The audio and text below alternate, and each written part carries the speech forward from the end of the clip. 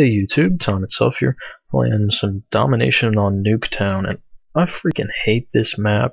It is way too small, and unlike Shipment in COD 4, which just made no apologies for being a tiny-ass postage stamp of a map, this one actually tries to have some semblance of control and order, but I just have not been able to find any here, and what usually ends up happening is I just get shot in the back by someone who just spawned. So in this game, I managed to die only twice, and looking back at this, I'm trying to figure out, other than the fact that the other team was terrible, why I managed to do that, because normally it doesn't matter. They pick up 5-10 easy kills on me just because of where they spawn.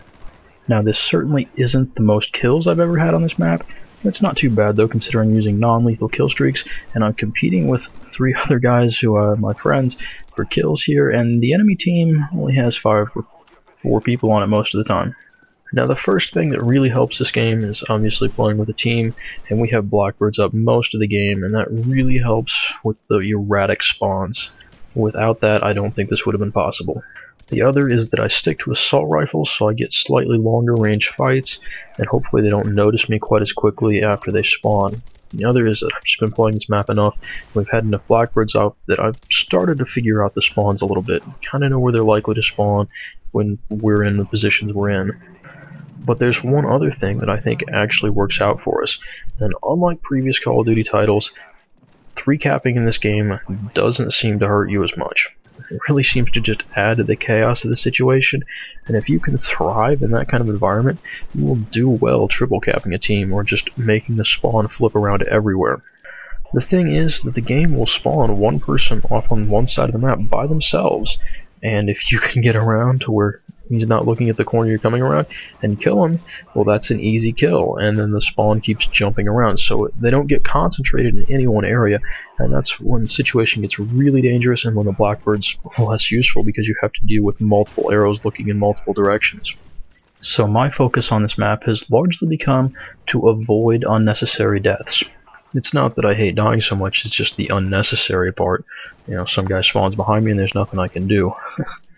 As far as class setups go, the one important thing seems to be, no matter what I use, is not running out of ammo, because that's pretty much a sure death on this map, because you gotta find a gun, and even that much can get you killed. And sleight of hand is good, I guess that's any map, but time spent reloading is time in danger. Most important part of the loadout is the blackbird, for things like this. In the garage, yeah, I can pre-fire that corner, no problem. But with flash grenades, being able to see where the enemy is looking, it's not like you have to guess too much, because you're normally looking towards the center of the map, but the only thing that could really make this any more dirty would be a bunch of dogs. Flash people, dogs, that's just a bad combination. As I will probably mention again at some later point, the best thing I found to do with flash grenades is to throw them way up in the air, get them forward, get them away from me so I don't flash myself, and hopefully have them go off above any cover that the enemies are hiding behind. But still, you don't know if you caught someone for the full 6 seconds of the flash duration, or if they were basically unaffected by it.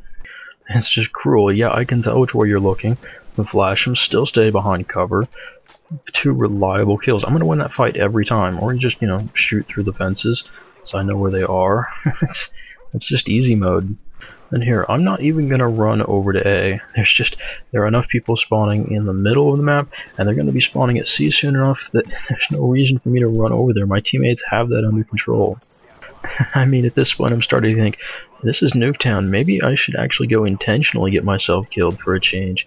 Get another blackbird for my team here. Yeah, but they're so useful.